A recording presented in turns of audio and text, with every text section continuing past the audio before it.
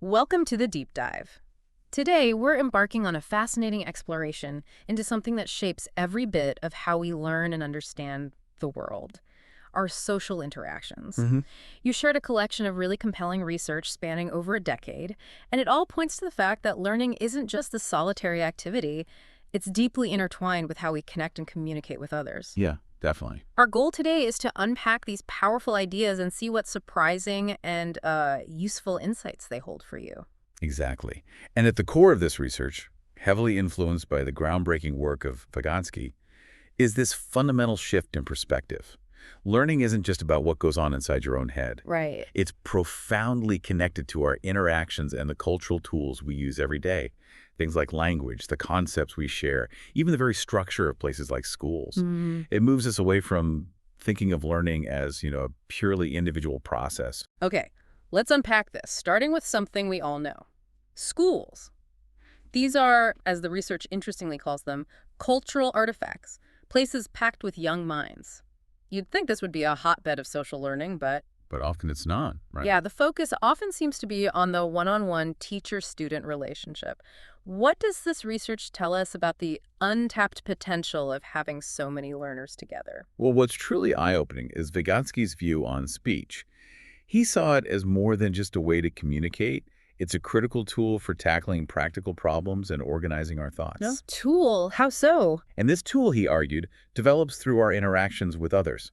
So instead of passively absorbing information, learning becomes more like stepping into a new culture, guided by those who are already more skilled within it. Think of it like an apprenticeship. So it's about being shown how to navigate, not just being handed a map. Exactly. And this guidance, this dialogue, especially with someone who knows more, offers us these ready-made ways of thinking, almost like cognitive shortcuts. Exactly. Prosthetic devices, as Bruner eloquently put it. These are things like the language we use to describe something, the key concepts in a field, even different ways of talking about a problem. Through interaction, we internalize these tools, and they become part of our own cognitive toolkit. Okay, here's where it gets really interesting for me. The idea that simply interacting with others can actually boost our higher level thinking. How does that leap happen? Is it just osmosis? Huh, not quite osmosis. The magic lies in creating what's called intersubjectivity, a shared understanding of a situation. When we discuss something, we're essentially building a common mental model together. Okay. Vygotsky, even drawing on Paget's observations, pointed out that this shared reasoning, this explicit thinking together, actually comes before individual reasoning. For real. Yes, Yeah. it lays the groundwork, provides the practice, which then gets internalized. So that moment when you and someone else just click on an idea that's intersubjectivity in action, and it's a powerful learning moment. That's almost backwards from how we usually think about it, right? We tend to see individual thought as primary. Precisely. But the research emphasizes what's called the ontogenetic priority of social factors. This means that our mental abilities are fundamentally shaped by our social and cultural experiences first. Ontogenetic priority, meaning development starts socially. Kind of, yeah. While we're born with a drive to connect socially, our development, from this perspective, moves from the social world inwards to the individual. It's a different starting point than some more traditional views of development. And this development isn't happening in a vacuum, is it? It's deeply woven into the fabric of our culture. Absolutely. You can't separate cognitive development from the cultural context in which it occurs. The emotional climate, the educational opportunities, the social norms. Our culture provides us with specific tools, language, writing systems, scientific frameworks. These symbolic systems act as the very things that shape our social interactions when we're trying to learn. So, given all this incredible power of social interaction in learning, what did the research uncover about how it was actually being used in typical classrooms? It sounds like there might have been a gap between the potential and the reality. You've hit on a crucial point. While schools are inherently social environments and rely heavily on communication, the research observed that typical classroom interaction often followed a really predictable pattern. Let me guess. Teacher talks, students listen. Pretty much. Teacher lectures dominating the time, a limited number of questions asked, and often those questions were more about checking recall than sparking deeper thought, and overall, quite limited direct engagement among the students themselves. The classic picture of the teacher as the sole source of knowledge, the sage on the stage. Exactly. And the common teacher questions, student answer, teacher evaluation sequence, while familiar, doesn't consistently lead to the deeper learning we're talking about. It often focuses on getting the right answer rather than exploring the different ways of thinking about the problem. So that active, engaging process of learning was often missing in the classroom itself. The expectation was that it would happen later, maybe through homework, on your own. Precisely. The assumption seemed to be that true learning happened outside the classroom, through the transmission of information or individual study. This realization led researchers to change their approach. How so? Instead of just observing what naturally happened in classrooms, they began to study what would happen if they intentionally designed more interactive learning environments specifically to encourage that constructive learning. Ah, okay. Intervention studies.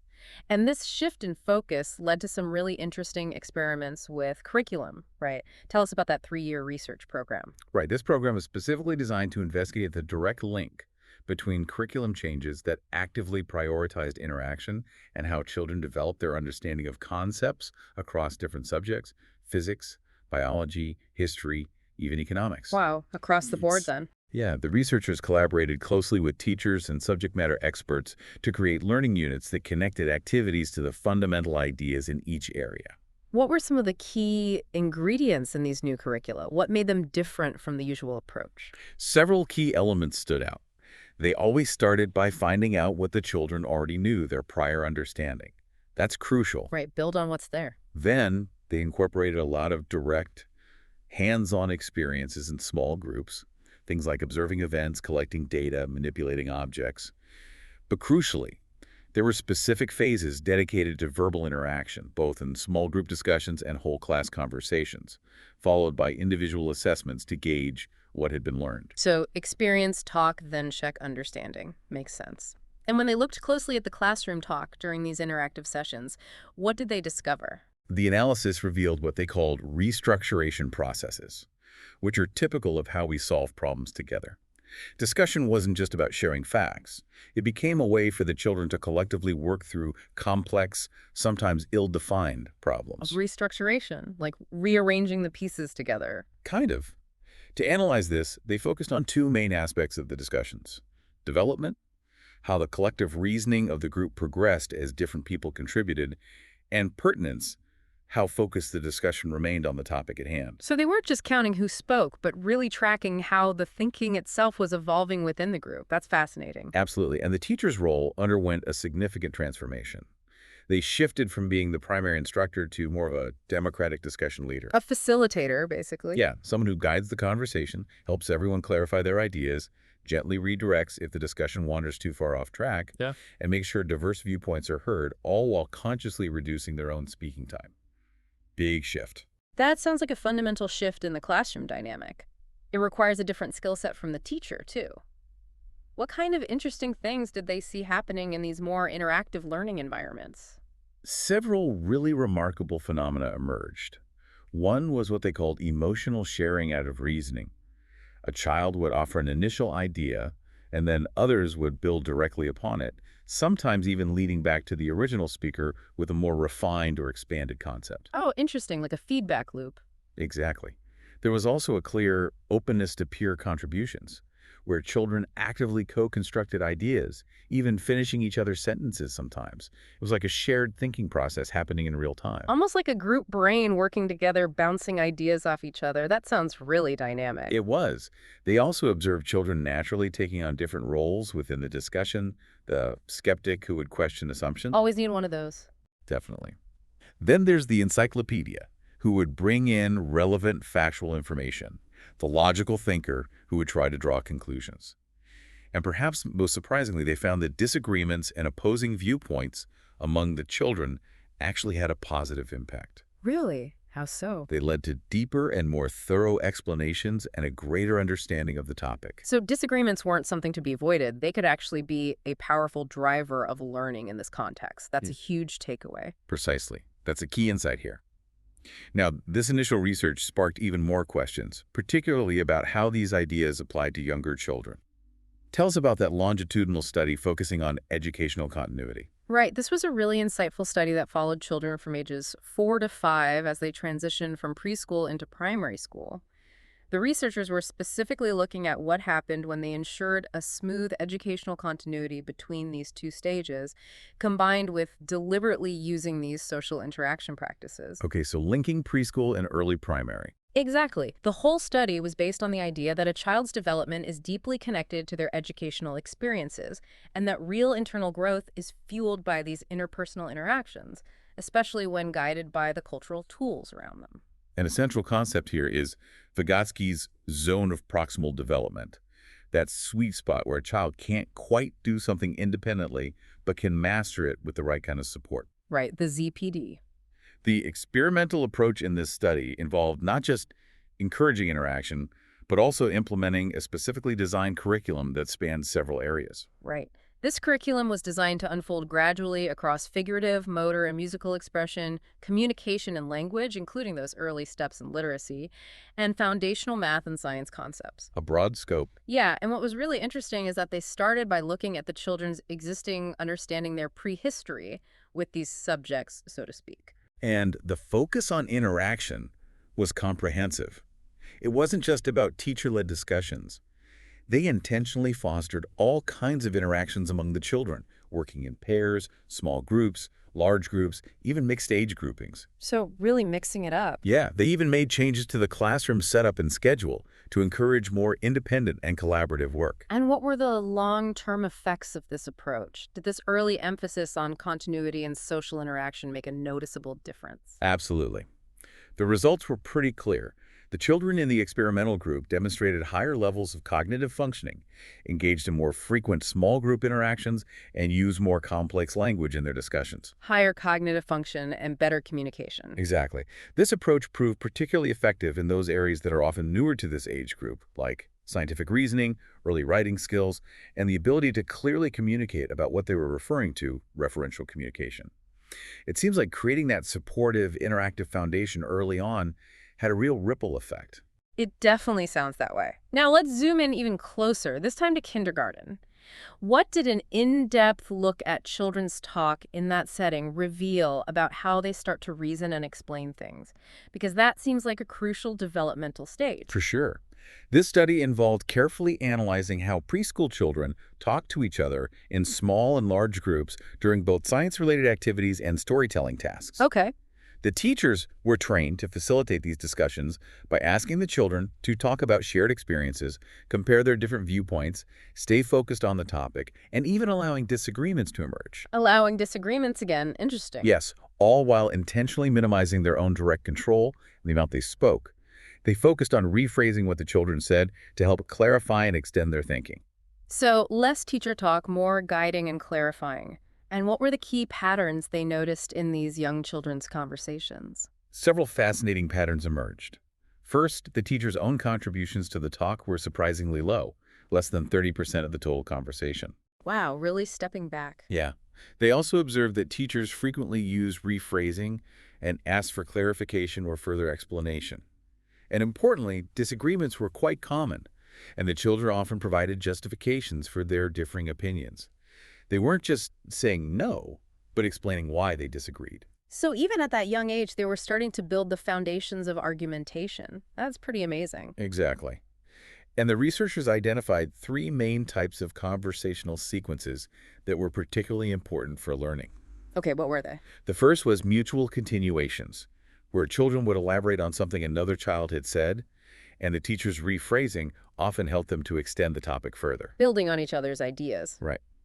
The second was cycles of contingent queries answers, where the teacher would ask for more detail or a reason based on something a child said, which in turn led to more detailed and elaborate responses from the child. Probing deeper. Exactly.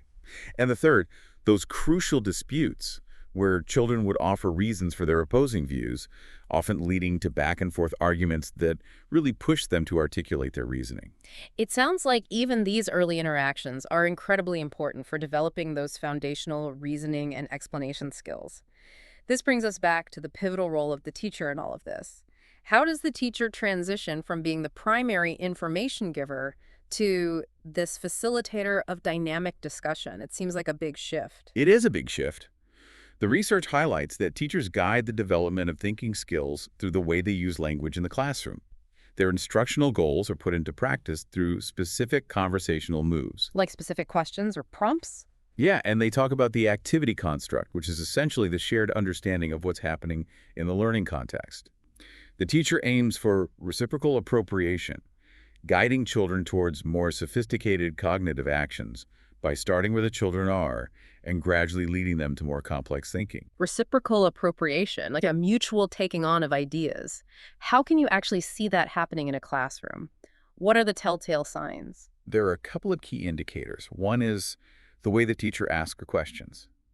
You'll see them frequently adjusting their questions or rephrasing them to make sure the children understand and are being stretched just enough. Okay. The other is the increasing independence and complexity of the children's own contributions to the discussion. When you see children engaging in meaningful back and forth on a topic without needing constant prompting from the teacher, that's a strong sign that they're starting to take ownership of the ideas. The conversation takes on a life of its own almost. It sounds like there's a real art to that, knowing when to step in and scaffold and when to let the students navigate the conversation and their own understanding. Absolutely. It requires careful observation and responsiveness. Now, we've touched on the power of disagreement a few times, but let's really dig into this idea of collective reasoning as argumentation. Why is it so vital for learning? The research is really clear on this. Disagreement in classroom discussions isn't just background noise. It plays a fundamental role in how we acquire knowledge. It actively encourages the development of argumentation skills. Okay. When children encounter a different point of view, it pushes them to construct better arguments, to clarify their own thinking, and to really examine the underlying meaning of what's being discussed. So, don't shy away from opposing viewpoints. They can actually be the catalyst for deeper learning. So it forces them to move beyond just stating what they think, like, I think this, and actually provide some solid reasons why. Exactly. Argumentation, in this sense, leads to explanations that aim to persuade others. This involves making connections, showing how events relate to their causes or consequences, how actions connect to intentions, and so on, depending on the subject matter. It's about building a logical case. And to really understand these argumentative exchanges, the researchers used some established frameworks, didn't they? Like Tolman's model of argument. Yes, Toulmin's model was really useful. Its focus on claims, the evidence that supports them, which he called warrants, and the underlying assumptions, the backing, provided a key framework. Claim, warrant, backing. Oh. Okay. They also drew on Perelman's theory of argumentation and Ducrot's linguistic analyses. This allowed them to systematically analyze classroom discussions and identify the argumentative structure of each contribution, not just the surface-level talk. Can you give us a real-world example of this in a classroom setting? How does that Tolman model look in practice? Yeah, the research provides a great example where 7-year-olds were discussing where tap water comes from. One child confidently made a claim. All tap water comes from the Arno River, which was a local river for them. Okay, a clear claim. Then another child immediately questioned this generalization and opposition. They pointed out, but there isn't just one Arno River in the world. This simple opposition created an immediate need for justification. Right, the first child now needs to defend their claim. Exactly. Other children then jumped in, some questioning the accuracy of the counterclaim. Are you sure there isn't only one? Others offering different reasons or personal experiences, warrants, and backing to support the idea of multiple sources of tap water. You can almost see their reasoning unfolding in that brief exchange, driven by that initial disagreement. You can almost visualize it. Someone makes a statement, it's challenged, and then the group starts to build a case, drawing on different pieces of information, different warrants. Precisely. The argumentative sequence typically starts with a claim, followed by an opposition, which then necessitates justification through warrants and backing. Later studies even intentionally created situations where children would disagree. They engineered disagreements. Well, yeah, gently. For example, in an economics game involving resource allocation, or a science experiment with a balance beam where outcomes weren't immediately obvious, these studies consistently showed that opposition, whether it arises naturally or is prompted, is a major driver of argumentation. And that back and forth, that chaining of claim, opposition, and then the need for more evidence, more backing, that's where the really powerful learning happens, right? That's what pushes them towards deeper explanation. Absolutely. It creates a practical need to convince their peers and, in the classroom, to answer the teacher's request for clarification. Why do you think that? Yeah. Could you explain more? This social dynamic is crucial for children to start using more complex language, including those important connecting words like because as they articulate their reasoning. This really reframes how we should think about classroom discussions. It's not just about sharing ideas, it's about actively engaging in this collective reasoning process, this argumentation. And this idea of shared reasoning extends beyond just argumentation, doesn't it? There's this growing recognition of socially shared cognition. What does that entail? Yes, this perspective acknowledges that knowledge isn't something that exists solely within an individual's mind. It's often situated and distributed, Situated and distributed, meaning it exists not only in our heads, but also in the tools we use, like calculators or notebooks, the resources we consult, like books or the internet, and crucially, the people we interact with. Remember that shared aha moment we talked about earlier with intersubjectivity? That's socially shared cognition in action. Knowledge is co-constructed in the interaction. so when we're looking at how learning happens in school, it's not enough to just see if students can argue effectively in a general sense. We also need to consider the specific context, the particular ways of thinking that are valued in different subjects, right? Exactly. Different academic disciplines aren't just defined by the topics they study, they also have unique thinking methodologies and discourse practices, particular reasoning strategies, and types of arguments that are characteristic of that field. Like how a historian argues versus how a scientist argues. Precisely. So classroom discussion becomes instructional talk that serves not only to transmit information, but also, maybe more importantly, to collectively build understanding and to help students move from that shared group understanding to their own individual grasp of the material. It's a bridge from the interpersonal to the intrapersonal. And how do teachers facilitate this kind of learning within specific subjects? How do they bring in those disciplinary ways of thinking? Well, in instructional discussions, teachers use those general argumentation strategies we've been discussing, asking for claims, evidence, justifications. But their specific educational goals are achieved through what are called epistemic procedures. Epistemic procedures, Yeah, ways of knowing. exactly. These are the particular ways of knowing and reasoning within a given field. The teacher introduces these procedures, maybe explicitly or through modeling, and the ultimate goal is for the students to internalize and use them independently when they tackle problems in that subject. Can you give us a concrete example of these epistemic procedures in action in a specific subject, say history? Sure. Think about analyzing historical events. Historians use specific procedures, like evaluating the authenticity and reliability of primary sources, Right. Source analysis. and then interpreting those sources by defining key terms, categorizing events, and understanding the historical context. So in a classroom discussion about, say, the causes of a war, a teacher might guide students to ask questions like, how do we know this account is accurate? What's the source? Or what were the social and political factors at play at the time? So they're modeling historical thinking. Exactly. The teacher is essentially modeling these expert ways of thinking within the discipline of history. They're not just telling them facts, but showing them how historians think about facts and construct arguments based on evidence. That makes a lot of sense.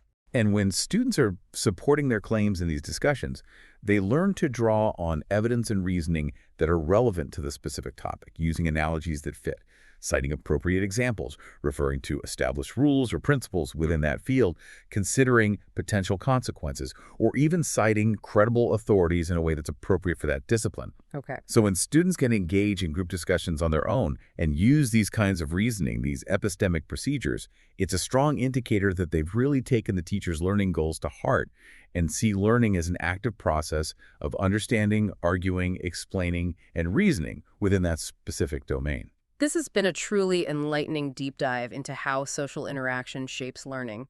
It feels like we've covered a lot of ground, from Vygotsky to kindergarten classrooms to specific subject disciplines. It sounds like this field of research has some really important implications for how we approach education in the future. What are some of the key directions and educational takeaways that the research points to? Well, one significant trend is definitely a move towards studying how reasoning works in real-world situations outside the lab, and recognizing the importance of what's called informal reasoning, how we reason in everyday life. Right, not just formal logic problems. Exactly. And the analysis of how we talk and argue, discourse analysis, continues to reveal just how much our thinking is shaped by these social interactions. That dual meaning of argument, both a disagreement and a reasoned justification, is really key here. Because those disagreements, those disputes, often spark the need for the very explanations and justifications that drive learning. It's almost like a productive friction that leads to intellectual growth. You need that pushback sometimes. Exactly. And because argumentation is such a natural and socially ingrained way of thinking that we use from a very young age in all sorts of social contexts, researchers are now focusing on understanding the specific content of arguing within different subjects. What does arguing look like in economics versus science versus learning to read? So getting more specific. Yes, they're working on differentiating the general skills of argumentation from the specific ways of knowing and reasoning, those epistemic procedures that are unique to each field. And what does this mean for how we should be teaching and learning? What are the practical takeaways for educators or even just lifelong learners? Well, there's a growing emphasis on further exploring how students interact and learn in groups when the teacher isn't directly leading. This includes looking at things like how they consider different perspectives, dialectical reasoning, how they make concessions or compromises, how they use probabilities or uncertainty in their arguments, and even how they engage in inductive reasoning, building general ideas from specific examples. So looking more closely at peer-to-peer learning. Exactly. Ultimately, the key educational implication is fostering a greater awareness among teachers, administrators, maybe even parents, that schools should be places where students are presented with challenging problems, where they feel safe to share and defend a variety of viewpoints, and where they have plenty of opportunities for rich discussion, argumentation, and collaborative reasoning. Less passive reception, more active construction. Precisely. It's about creating a learning environment that mirrors how knowledge is actually built and shared in the world beyond the classroom. And it's encouraging that new educational guidelines in some regions, like parts of Italy mentioned in the research, are officially recognizing this need and incorporating it into syllabi. So, to bring it all together for you, our listener, this deep dive shows that social interaction, especially through those dynamic discussions and yes, even disagreements, isn't just a nice addition to learning. It seems to be a fundamental mechanism for how we build our understanding, develop our critical thinking skills, and learn to see things from different angles. Yeah, it really shifts the focus. So maybe think about your own experiences. Where have those lively discussions, maybe even the ones with some healthy debate, led you to a deeper understanding? How might you consciously apply these principles in your own life, whether you're, preparing for a big meeting, diving into a new field of knowledge, or simply trying to make sense of a complex issue you read about? That's a great point. And finally, here's a thought to really chew on. If our understanding of the world is so deeply shaped by how we interact, and yes, even argue about it, how can we create more spaces both in our formal education systems and in our everyday lives, our workplaces, our communities, that truly encourage thoughtful disagreement and collaborative sense making? Something to ponder. Thanks for taking this deep dive with us.